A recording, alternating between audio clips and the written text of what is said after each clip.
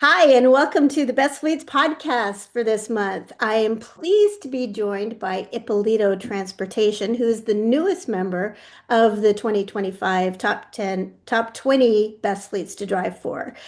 Ippolito Transportation is part of the Ippolito Group, who is based in Burlington, Ontario, which is about an hour outside of Toronto. Depending on the day, could be about 4 hours outside of Toronto. So really, it's the traffic. Ippolito Transportation has about 100 drivers and owner operators and does mostly regional work with a little bit of U.S. long haul. So I'm joined today by Belle Hudson, the Director of Inside Sales, and Brandon Boyne, who is Ippolito's Transportation and Safety and Compliance Manager. So welcome to both of you. Thank you for being here. Thank you very much for having us. So I was really happy that you cracked the top 20 this year in 2025 because I know that you've been trying for a really long time and your first year in the program, Bell, was 2022, right? It was. 'Cause It I was. remember the conversation with you. And it was, you were like, we are going to be in this.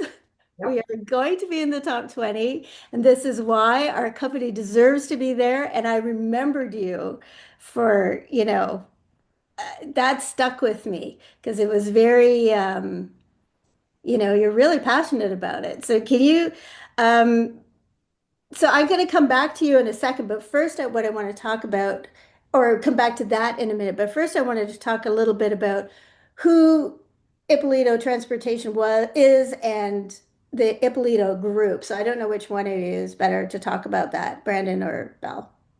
So with part of Ippolito, so Ippolito Transportation is one aspect of the business.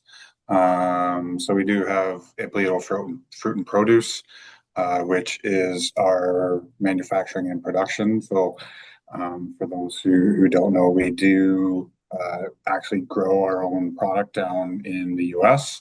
And then part of Ippolito Transportation, we transport your lettuce, your spinach, your arugula from the US and bring it here to Burlington. So that's where Ippolito Fruit and Produce comes in. They take the bulk material, package it, and then distribute to your local grocery stores here in Ontario, Quebec, as well as kind of the northeastern United States.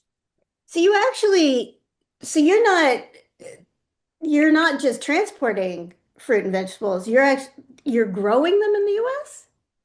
Yes. That's part So of we it. have we have farms in the U.S. So depending on the growing season, it's either in California or in Arizona. So where when that changes, our routes change, and we bring that bulk material from the farms direct to our facility. So okay, that's really interesting. I didn't know that part of it. And I think that's pretty fascinating because I will kind of come back to that later on. But so going back to that first year in the program, Belle, because it was not, Brandon wasn't in it. Well, you were in the conversation. So what was that like for you? Like when you were, how did you actually get into the program? I know you have to get a driver nomination, but what was that process? So our journey started in 2021. And how it started is when a few new folks, including myself, came into the organization, came into Ippolito Transportation.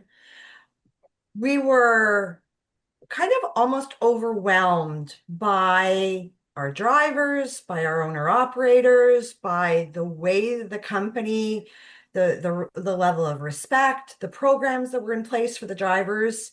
And we were looking for a way to recognize the drivers themselves and recognize the organization. And we had a strategy session. And one of the things that came out of the strategy session was best fleets to drive for. So we took initiative about a year before and started the planning process of it and started our journey of how that was going to look in 2022 and took our steps, kind of our baby steps towards we're going to really get our ducks in a row for this. And our first year that we applied was really kind of gaining the process, understanding the feedback, listening on the Best Fleet side, on our driver's side, on our company side, what we needed to do to kind of commit and get to that next level, and making measurable improvements, not just for the sake of making improvements, but really back into our core values. Um, Coming into Ippolito itself from previous transportation companies, you could see the greatness within the organization. It was, it was not, an example of this was one day I was trying to take some pictures from a safe location over on the side behind the barrier. And a gentleman, a driver, walked over and had a conversation with me.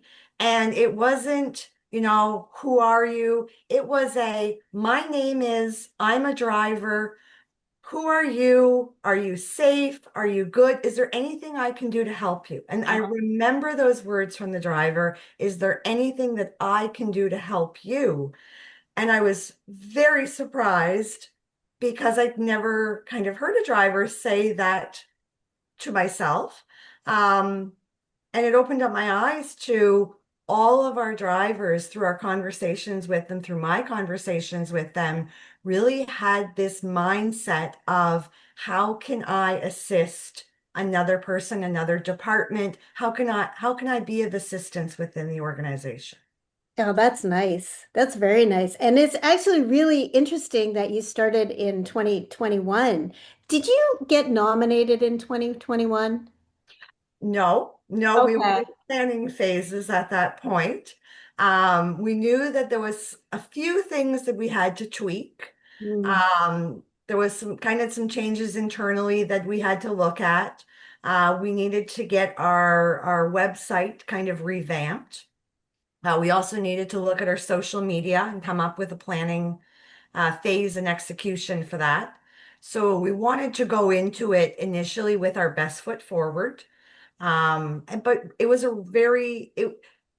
we went into the situation as a learning experience. Yeah, well, usually that's actually really, um, I'm glad that you said that because I think that's the best way to sort of start best fleets is that you can't, well, a lot of people would like to go in and win it the first year, and it tends not to happen because you end up, you go through the process and you're like, oh, okay, wait a minute.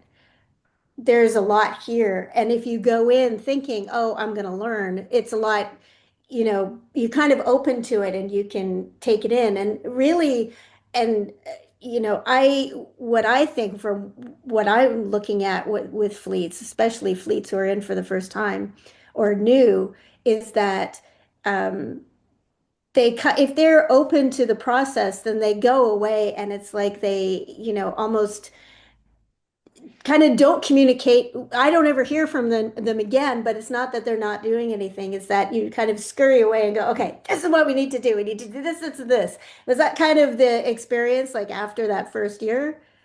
After after that first year, after we received our report and our information, we did a deep dive. We sat down with a lot of the drivers. We sat down with a lot of different internal departments, and we said, how can we prioritize our people? How can, we have a commitment to excellence. How do we showcase this commitment to excellence? How do we showcase the execution in our planning and the success of that planning?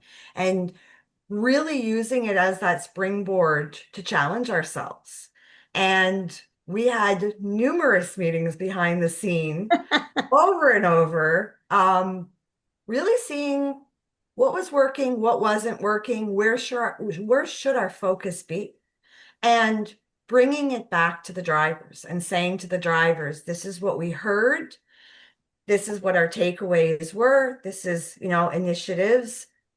Is this working? And really asking them for candid feedback of, yes, this is exactly what we meant, or no, you're almost there, but we actually would like this, and which is fine. So we tweak this all the way along to really come full circle back, um, building it within the organization and being able to really deliver that execution. That's very cool. It's almost like learning more about your own company is what is going to help you be better. Like, we don't tell you how to do it, but you're doing exactly what a best fleet does, which is go and say to the drivers, what do you want? So I'd like to turn it over to Brandon because how did you get involved? Because you were not, been involved the last couple of years. Yeah, I joined the organization in 2022. So I think I was kind of getting in there after first year. It might have been the first year, kind of going through the interview. So at that time, I kind of just getting my feet wet in the organization, but kind of taking my experience from previous employers and be kind of taking some of that technology and things that I've learned and kind of applying it here to kind of to make our fleet safer. Like obviously coming in from a safety perspective, like there I saw opportunities for improvement, and we've kind of seen kind of drastic changes over the last 2 years with our CVOR as well as our number of incidents and accidents that we are seeing over the road. So kind of the investment in Carrier's Edge itself Got it. from a training platform and kind of making sure our drivers are properly educated has paid dividends.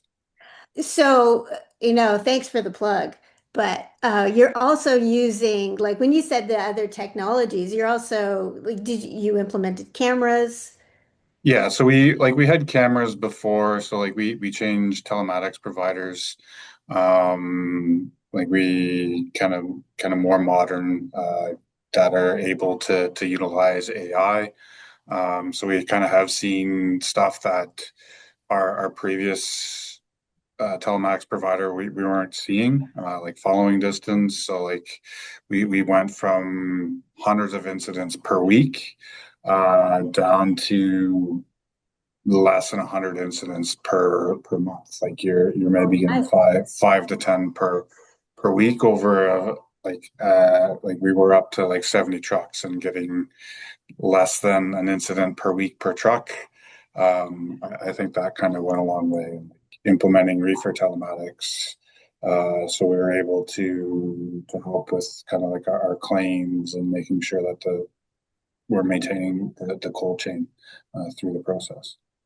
I wanted to go back to Belle because one of the things, and you're talking about when you came, you're both relatively new to Ippolito, in trucking terms. Usually, people are telling me they've been in the company for, 28 years. So you've only been there for, I guess you're kind of three and a half, Belle. But I wanted to ask you, and I'm not sure that there's like an interesting answer to this, but you started at Ippolito kind of like smack dab in the pandemic. I started in 2020 in the middle of the pandemic. Yes. So what was that like to start a new job?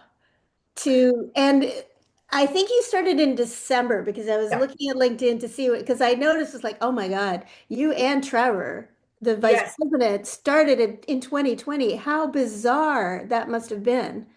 It I am very, very grateful for previous experience of working remotely. I am very fortunate in my past that I've managed teams remotely.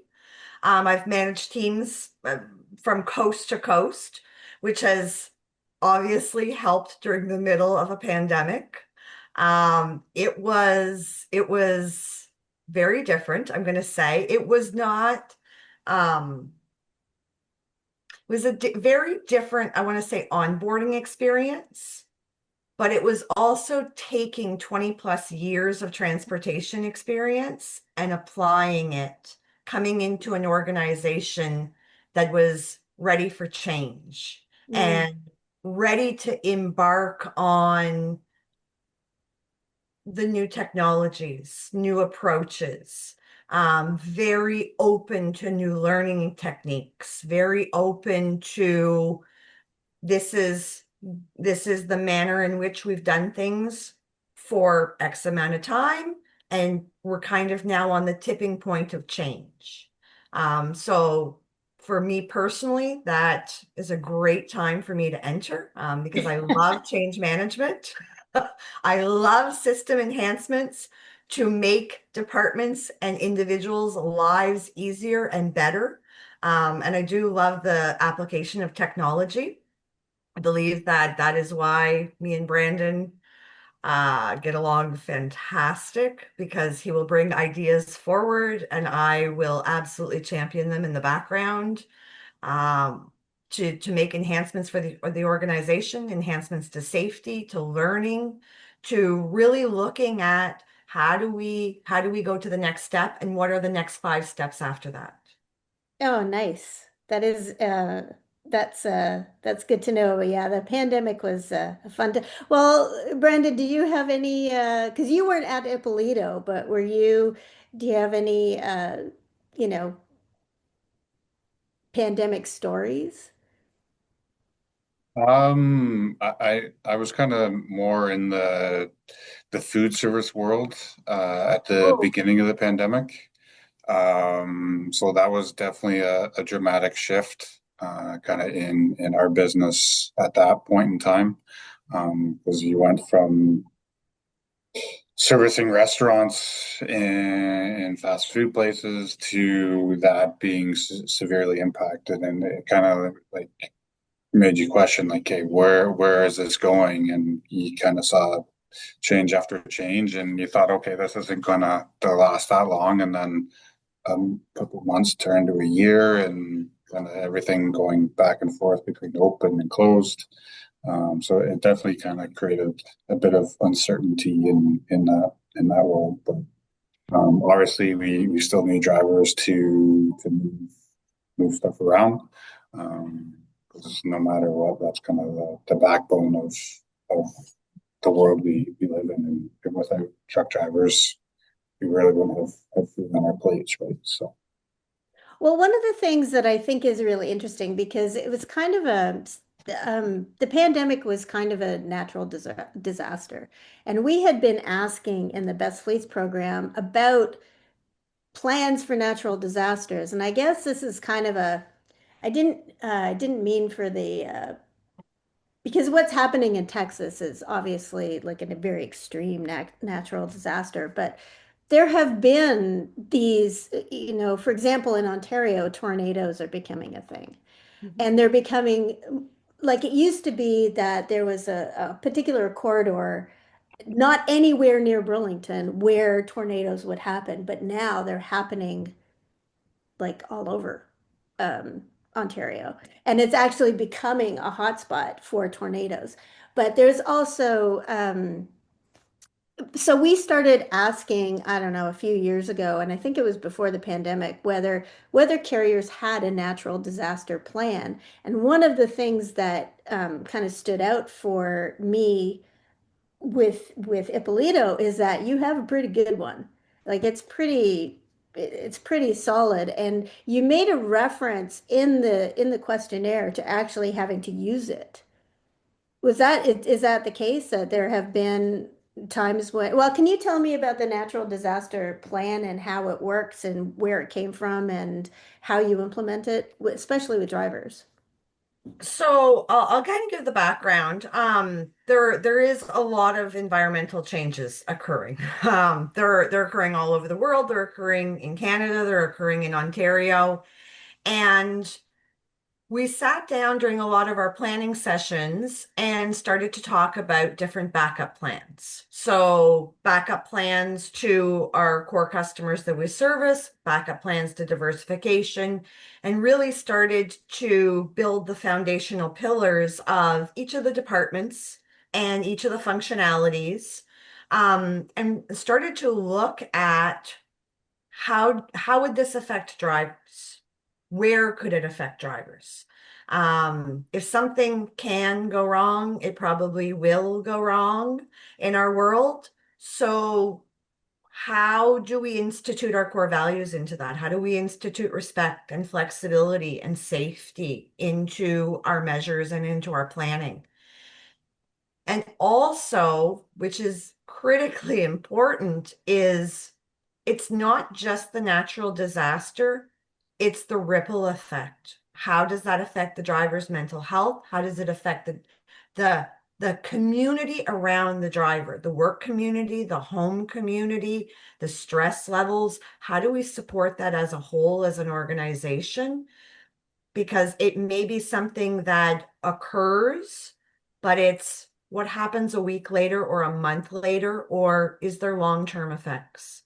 And we really want to look at that from a, a whole kind of view for the drivers and for our internal people, because there's there's that reciprocal effect of when after they speak to a driver, they might need someone to speak with themselves. It might be that, they've had something else occur and it kind of brings up memories. So we really want to offer not just not just an SOP. We just don't want a document that resides out there. We want it to be living and breathing where we look at it and we update it as we need to with clear communication and really looking at it from a how can we help? How can this assist the organization as a whole? How can we continue to function? But how do we ensure that there is no kind of stress level or burnout that occurs because of it? Yeah, that's really, I love, and this is very different from most of the answers to this question, which where you brought in the mental health part of it, which I think is extraordinarily like that. It's quite genius, where you have to consider. I love the fact that you say what happens a day after, a week after, a month after, and because it's with humans, we don't just experience things, we experience them. We don't experience things once. We experience things over a continuum. And that is definitely true when something shocking happens, if you're in the middle of, something that's very scary. Did you have you had any okay, a couple of things. Have you had drivers who you've had to um help through a particular event? Like we've had, like we run down to Florida, so obviously we know Florida is well known for hurricanes. So we've had drivers kind of down in those areas, kind of when one is hitting. So just trying to make sure that we are being proactive and kind of trying to get them out of that area so they are safe. And kind of previously where I mentioned about like switching technologies and telematics providers. Like with our new provider, we can overlay a weather map right over the GPS, so you're not kind of switching between like the weather network and in our dashboard. Like it's overlay, so you can kind of see where that is going, and like you can kind of do the same thing with the forecast. We can kind of see where that's going to hit. So whether that be a hurricane, we can kind of track that in one view rather than kind of going back and forth, and it's not constantly like relying on the driver to make a plan. Like we're there to help support and be proactive and get them kind of out of the area to if that were to happen. Is that overlay, is that from the a dispatcher planner point of view, or is that in the driver, did the driver see that as well? The drivers don't see that, more from a dispatcher planner on the dashboard on the Okay. admin side. Oh, okay. That's awesome. That Yeah. actually is really helpful. You can see the big red or whatever color it is thing that is Yep. happening, and you can just move Yeah, the. so you can distinguish between like if it's rain, snow, no different than like a radar map on like the weather network or whatever it is. Yeah, just for anybody in the US, the Weather Network is kind of the go-to Canadian site for all Mhm. things weather. Um, so I think that's really interesting that do you like what happens if a driver is, kind of heading towards Florida, something's happening there, or heading towards a place where floods are happening? Do you, is, like, what is the you're going to try and route them away, but what else is happening? Because it's going to cause a lot of chaos on your end, right, Brandon? Yeah, like obviously there's communication between our logistics coordinators and the customer. So that might be delaying the shipment or seeing if we can kind of get in there early to pick it up. Depending on kind of what the situation is. Like we've kind of held drivers back, let's say in Georgia or North or South Carolina, just to kind of let the storm pass before going in there. And then obviously if it's kind of on the way down, making sure that they are open and able to kind of accept or ship the order that they weren't impacted by the storm. And Belle, when drivers come on board, do they know this? Like, do they know that this is what's going to happen if I'm heading into a hurricane, Ippolito's not going to make me, you know, We're not going to make drivers drive through a hurricane. We do not do any forced dispatch. The drivers are very, very well aware, and we continuously reinforce safety. Safety is number one, their safety, the truck safety, the load safety, mostly their safety. It is continuously reinforced through every lens that we look at every policy, every procedure, and we have real life conversations with them. We talk about freezing rain in Ontario and Quebec. We talk about, different environments that they might be driving in depending on what route that they're taking. We speak to them about if something does occur, what steps they need to take. We can have all the monitoring systems that we would like. But the reality is the driver's boots on the ground, their front line. They could see something, they could notice something that we're just not aware of from, we'll call it a corporate view. And they needed to use their best judgment where if it's not safe to drive, they need to stop. They need to find a secure location. They need to contact one of our logistics coordinators, let them know what's occurring. The logistics coordinators, sales, or whomever will contact the customers and make them aware. But it is driver safety number one. Well, nice. like the other thing too, like we travel to the west coast of the U.S., so kind of shortest distance from Burlington to LA is kind of through Colorado. Obviously, we're trying to avoid sending our trucks through the mountains during the wintertime. So whether they kind of go to the north through Wyoming and whatnot. But a lot of times we're kind of going the more southern route to kind of avoid some of those more severe weather and our drivers not having to go through the mountains and deal with heavy snowstorms, avalanches, etc. So we try and route them that way to kind of avoid those types of situations. And in the summer, you try to avoid all the fires, which is Correct. that must be fun with the with all the different wildfires.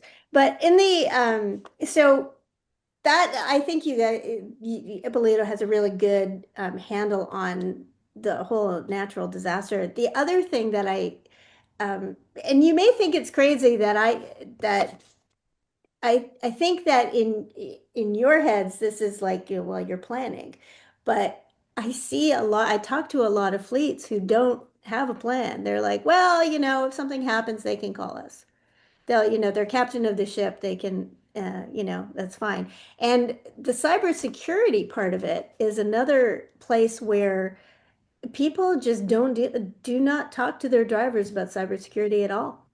They don't need the common response to cybersecurity is our drivers are not in our internal system, so and one of the things that I noticed about your company was that you're using our course, but you're using our course well before anybody else was doing anything because people were only doing things because we started asking. We started, well, are you training your drivers? Are you training your drivers? And you were training your drivers already.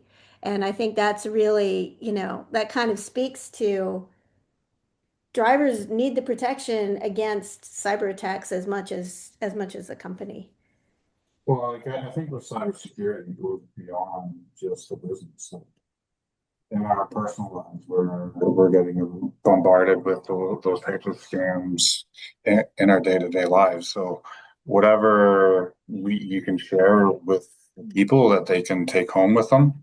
Like even when I check my own emails, I'm kind of more diligent in that. And like we do our own internal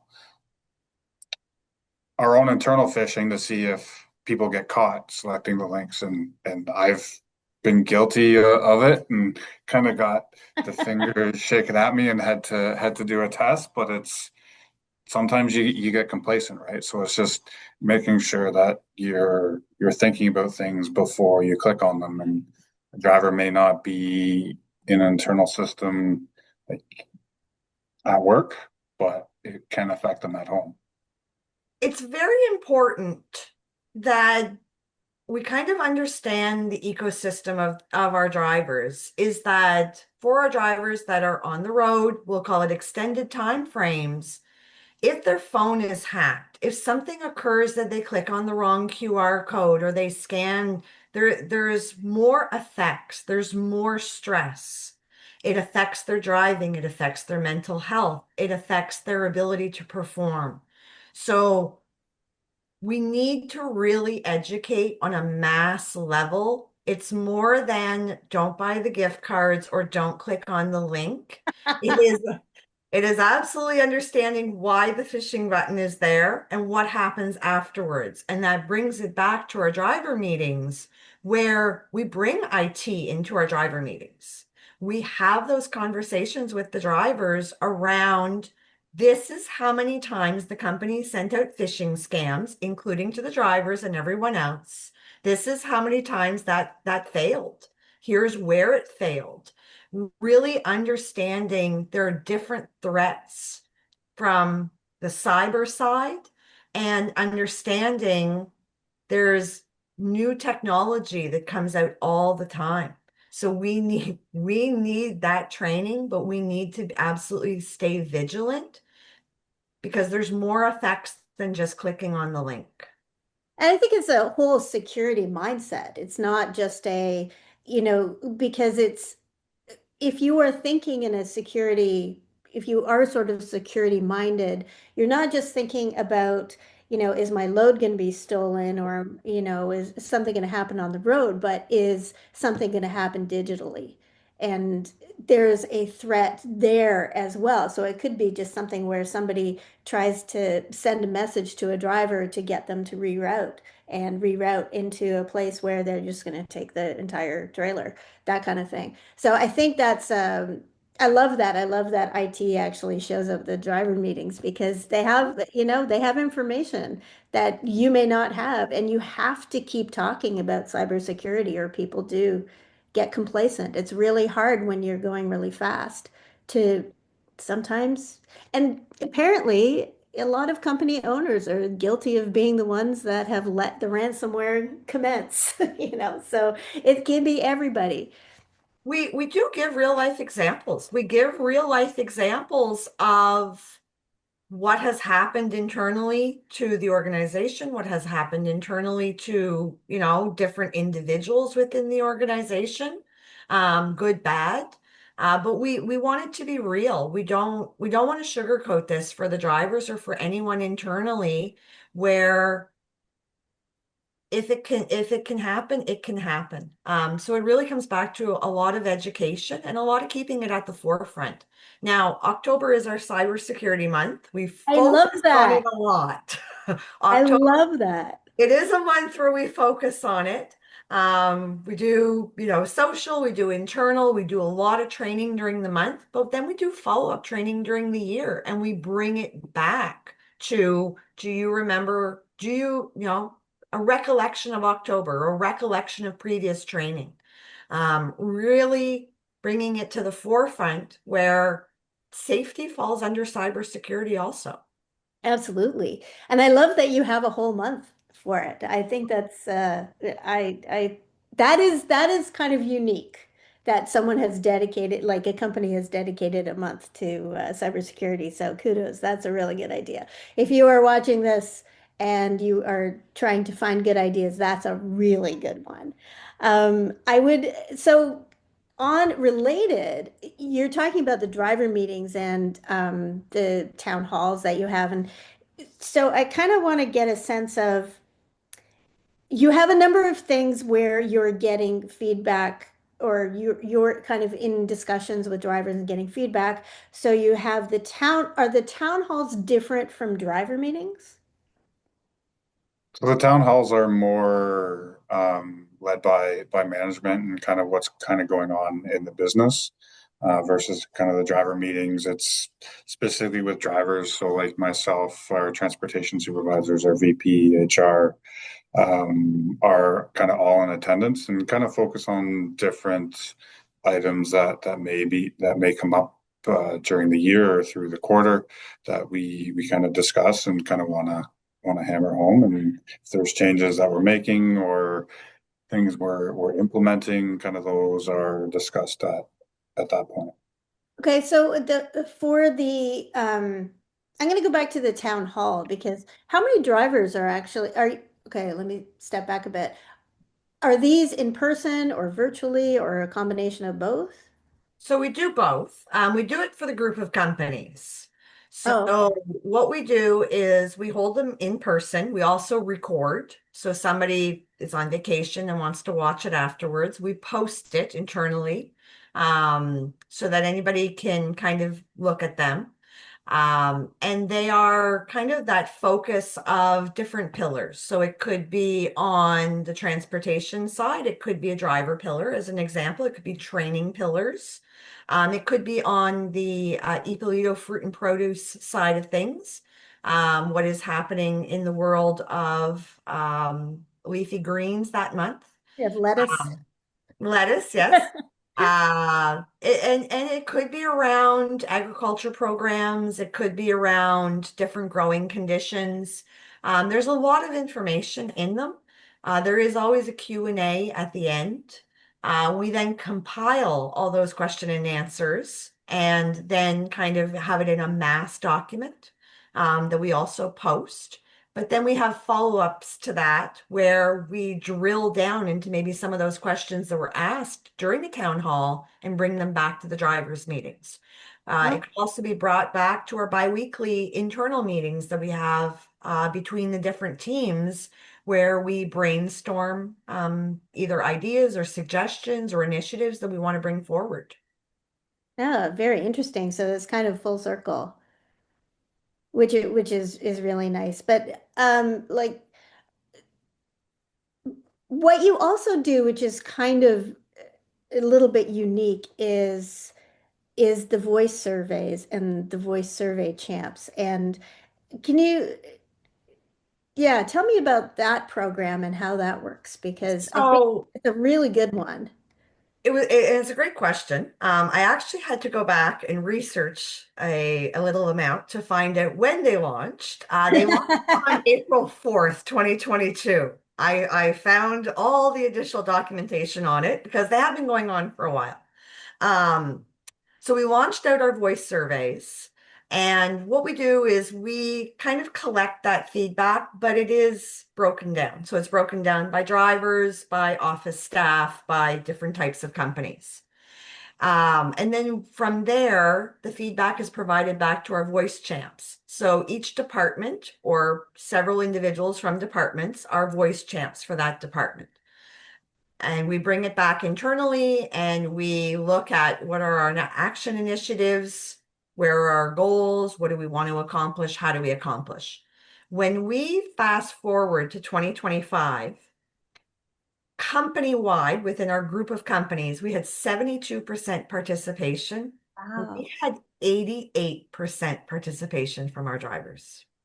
Wow. So how does the voice survey work? Is this basically a call to somebody? So how did like do you divide up people and give them a call and do it that way? Is that what the voice survey actually is? No, the voice survey is an actual survey. It is sent out over email. We also have QR codes. So if the driver has not checked their email and they're arriving, we post the QR code so they can scan them in. We also provide it in printed format in the driver's mailboxes. And we kind of set a timeline. It could be a week or two. We send out notifications beforehand. We also post it internally on The Loop, which is our kind of internal television service that we have, just to really get the word out there. And we want participation. When we have our one-on-ones with the drivers and with internal employees, we bring it up and we bring up the fact that we want candid feedback. Nice. Okay, so then you have voice service champs in the different departments, and what are they responsible for? So what the voice champs do, and it could be in person or it could be calling in, it could be via Teams or Zoom or whatever way we set this up. And they really drill down into some of the answers that have been received. And if it's a question where there is overwhelming support, then we look at, okay, what is working well? But if it's a question around something that has a multitude of answers where we've received that feedback, that's where we really drill down into each department. And what does that look like internally from a driver's aspect? What does it look like internally from sales? What does it look like internally from IT? What does it look like internally from vendor management? Mhm. And really try and find what would be the best solution, but it is employee led, it's not management led. So they come up with different brainstorming sessions around it, or they take it back to their peer groups and ask them what their feedback would be, or what would they think about different solutions. It really is bringing it back to a frontline view. An example of this would be we have a lot of policies and procedures, like every trucking company has tons of policies and procedures. But one of the things that we really needed that was asked for was an employee handbook, but a physical employee handbook. Someone was Something asking for pages. they want pages. They want something that they can touch. They want to be able to have it in the truck with them. They want to be able to have it as a quick reference. So we created a physical handbook. We update it every year, different changes that could occur during the year.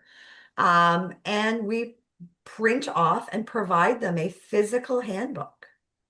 Hey, it's retro, but There is a digital Sure. format obviously available should No, anybody no, else. no. I know. I didn't think. I know. I think it's a really good idea because everybody has been so focused on we've got to digitize everything has to be online. Everything has to be online. But I mean, paper. There is something to be said for handling paper Yep. sometimes, and it does. It kind of triggers different parts of your brain. And yeah, you getting your wad of paper there? No, 1 minute. Okay, I want to see. We have, I can't see because of the blur, but there's the digital handbook. Or Put it not. in front of your face. That'll do it with the blur. If you do it right there, down a little bit. There you go. Got it. Okay, thank you. So we do have, and we've all received it. And I say that it's not just the drivers. I have my handbook right here, very close to me. I reference it personally. So it's not just from a driver, owner, operator perspective. It's from all of our perspectives. It's something that it's a takeaway item, that has improved the organization as a whole. What I'd like to do is tell me about these driver rodeos because they sound like a lot of fun and probably a lot of organization on your end. There's a lot of organization. The driver rodeos are they're fantastic. I mean, I've gone, they're absolutely fantastic. From a driver's perspective on them, they get to showcase their skill sets. They get to have other employees into the truck with them. But they have we have real conversations.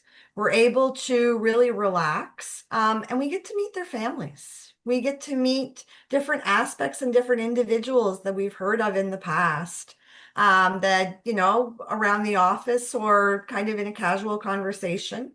Um, but also we get to see our professional drivers in action when they approach the truck, when they speak about their pre-trips. There is a level of engagement there that you cannot write in an SOP. They, I've had this occur to me where where one of our drivers has come over and said, are you gonna participate in the obstacle course? And I was a little hesitant to it. And they reassured me, no, come in the truck. I'm gonna show you. And they did. Um, and So it was did you drive? Were you actually operating the vehicles in the obstacle in course? a very closed course, not open to any public, very closed course, Yeah, completely cordoned you're not off, hurting anybody. very slow. Very slow with cones. Yes. So, We also Brandon, do, like we brought obviously, in, I was just gonna say, like we've brought in food trucks and we kind of have like I'll say yard games just to kind of make it fun and enjoyable for everybody that's there. So it's kind of also like an employee engagement event where you can just kind of relax for an afternoon and have a few laughs and kind of so talk tell to each me, other on a different non-professional level.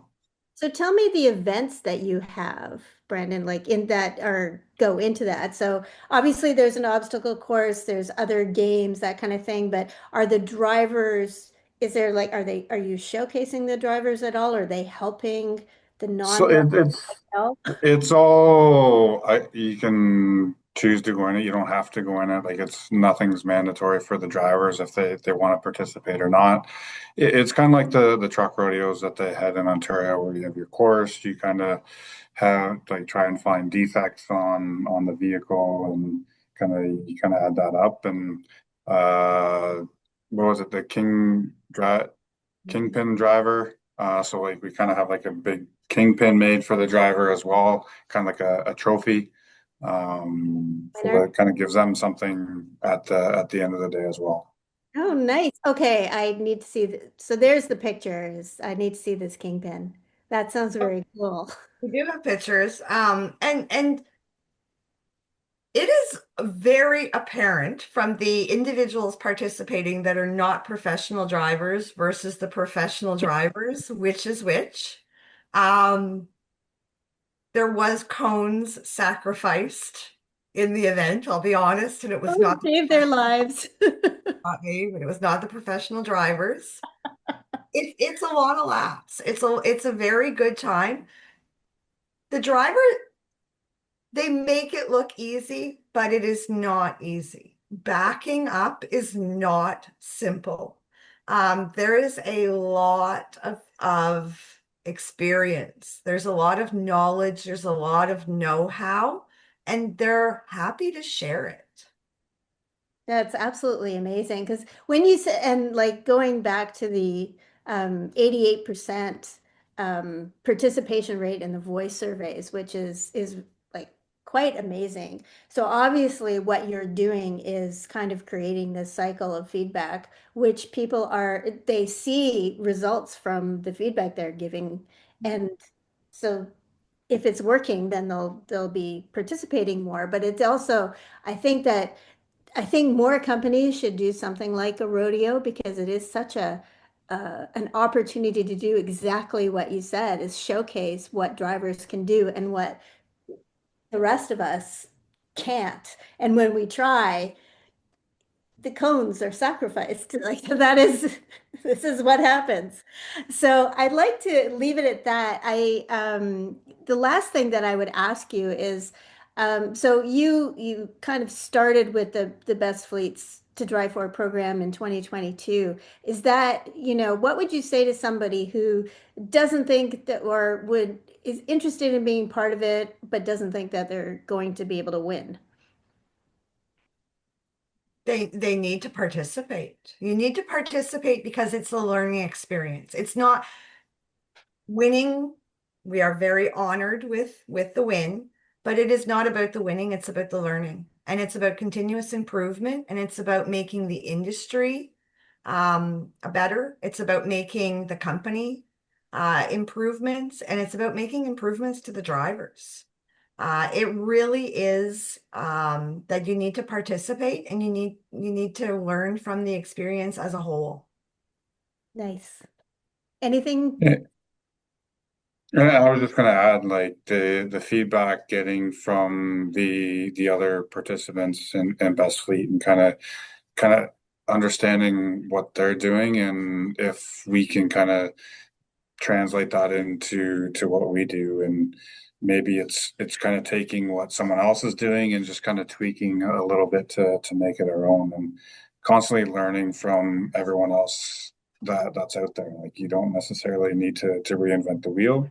If you can kind of take what other people are doing, apply it to yourself, and make the organization better, I think that's kind of what everybody should be striving for. It doesn't, whether it translates into being a Best Fleets winner or not, as long as the organization is continuing to grow and to learn, and not just kind of be stuck in, okay, this is the way we've done it for 20 years. Absolutely.